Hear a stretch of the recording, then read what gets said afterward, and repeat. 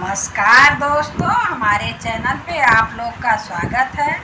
दोस्तों, ये मंडप का गाली गीत है। जब मंडप में ससुर भसुर लोग बाराती लोग आते हैं, डाल वाल चढ़ाते हैं, उसी समय का ये गीत है। दोस्तों, अगर अच्छा लगे तो लाइक करिएगा, सब्सक्राइब करिएगा। चैनल पे अगर नए हैं तो कमेंट ज़रूर करिएगा दोस्तों कि आप लोग को ये गाना कैसा लगा।